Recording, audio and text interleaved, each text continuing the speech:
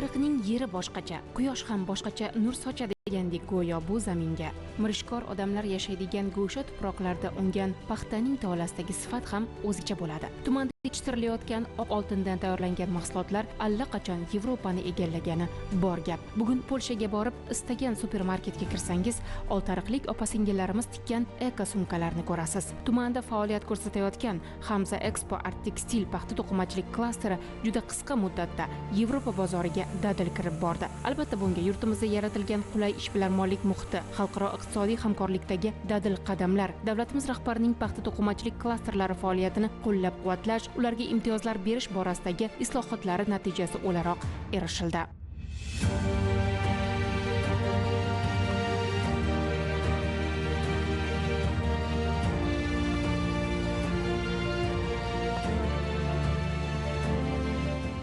Paxta to'qimachilik klasterimiz 2020-yilda o'z faoliyatini boshlagan. Bugungi kunda tumanimizda qariyb 5900 gektar yer maydonlarida paxta xom ashyosi yetishtiriladi.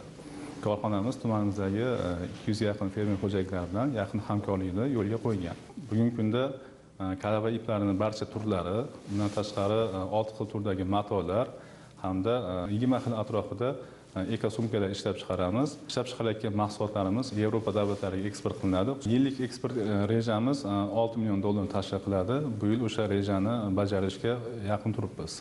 Yildan yilga o'sha korxonamiz tomonidan byudjetga soliq to'lovlari hamda eksport hajmi bo'yicha ko'rsatkichlarimiz yaxshilanib boryapti. Paxta to'qimachilik sohasida paxta yetishtirishda biz chet ellik mutaxassislarni ham jalb qilganmiz. Bugungi kunda o'sha 2 xil navdagi urug'li chigitdan biz paxta yetishtiramiz. Korxonamiz dastlab ish boshlagan paytda bir 50 nafar atrofida ish xodimlar ish boshlagan bo'lsak, bugungi kunda ishlab chiqarish faoliyatimizni kengaytirishimiz natijasida qariyb 900 nafar ish xodimlariga egamiz.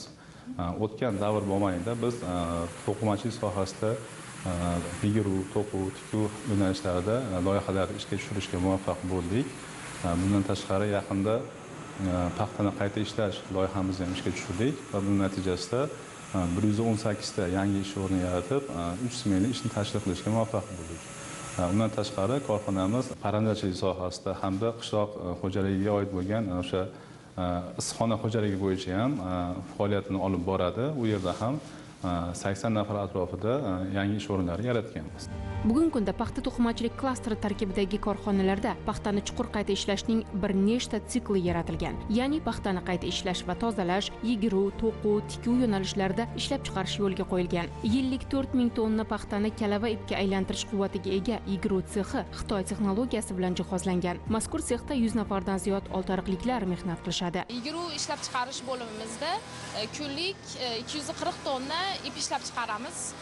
Bu yerda 100 dan ortiq ishchi xodimlar 3 smenada ishlashadi va bu yerda biz o'zimizning to'quv bo'limimizga iplarimizni jo'natamiz. Ip kalavalarimiz bundan tashqari Polsha, Germaniya va Rossiyalarga ham eksportlarimiz bor. Galdagi jarayon esa bir necha xil matolar ishlab chiqarish imkoniyati mavjud to'quv sexi. Bu yerda bir oyda 600 ming paganometr bo'z, poplin, satin, tvil, stripe satin kabi matolar tayyorlanadi. Har bir mato bir nechta artiklda ishlab chiqariladi. Misol uchun bo'z matosi. Korxonaning tikuv sexida 20 xildan ortiq eko sumkalar aynan mazkur matoning bir nechta turidan tikiladi. Bu yerda ham oltiariqlik opa-singillarimiz mehnat qilishadi. Fabrikamiz ochilgandan beri ishlayman. Sharoitlar juda ham yaxshi. Ayol kishilarga nima kerak bo'lsa hammasini aytamiz. Qilib berishadi. Uzoqdan keladigan qizlarimizga avtobuslar, 4 mahal ovqat bilan ta'minlangan. Shinamxonalar, oxirgi rusumdagi mashinalar qo'yib berishgan, charchamaymiz. Oyliklarimiz ham yaxshi, yengil tikish. Bayramlarda bayramliklar tarqatishadi. Konsertlar, yaxshi tadbirlar bo'ladi orada. Prezidentimizga ham rahmat, tadbirkorlarga keng yo'l ochib bergani sababli mana shu qishloqlarimizga mana katta fabrikalar ochilyapti. Bu yerda ishlagan qizlarimiz hayotga yana qiziqishi bo'ladi, oilasiga ham dunyoqarashi kengayadi. Juda ham yaxshi, hamma xursand. O'zim shu qishloqda yashayman. Farzandlarim ishlaydi shu yerda, kelinlarim ishlaydi. Xudoga shukr, sog' bo'lsin ilohim.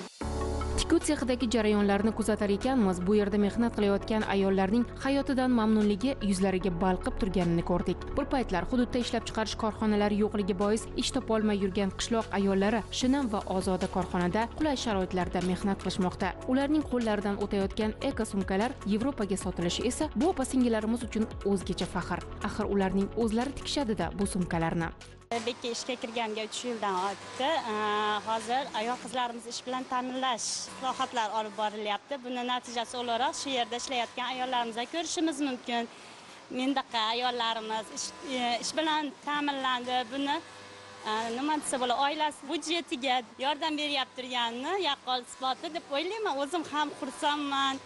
Keyin o'zimizni eko sumkalarimizni jahon peshtaxtalarida ko'rish bu bizni ham g'ururlantiradi, ham ishlashimizga juda ham ishtiyoq bag'ishlaydi.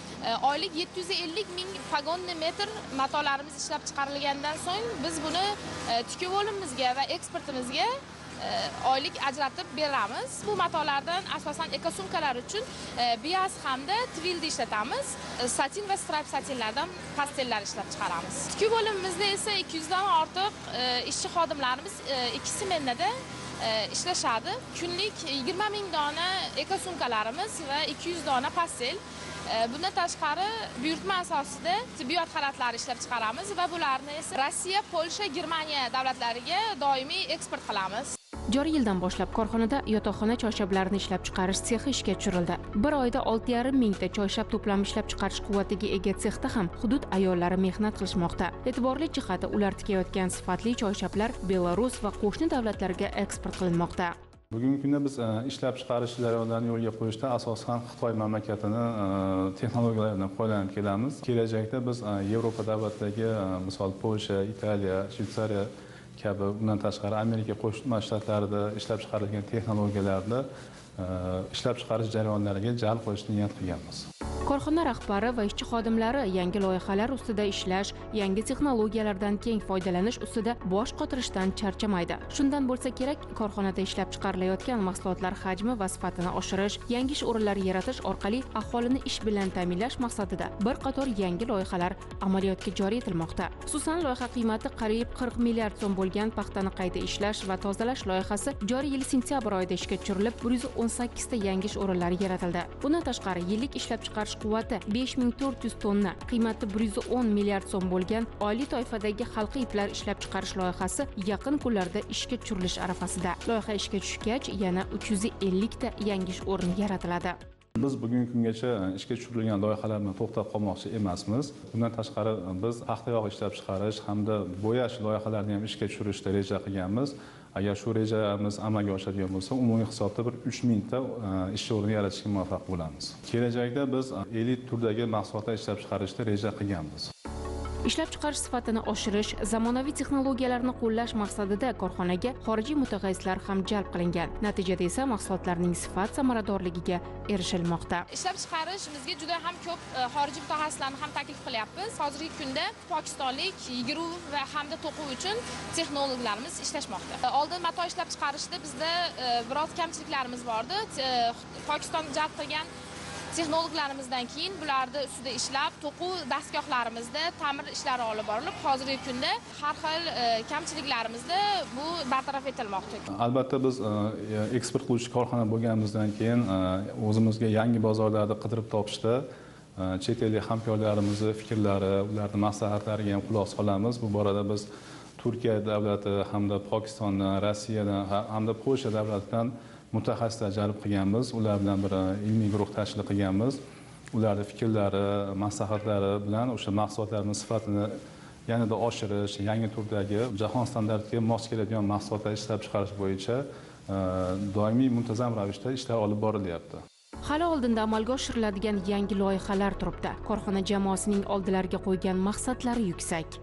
Yetishtirilgan paxta xom ashyosini nesnobud qilmasdan o'z vaqtida hamda sifatli yig'ishtirib olish maqsadida biz kelajakda o'sha zamonaviy terim mashinalarini ham olib kelishni reja qilganmiz.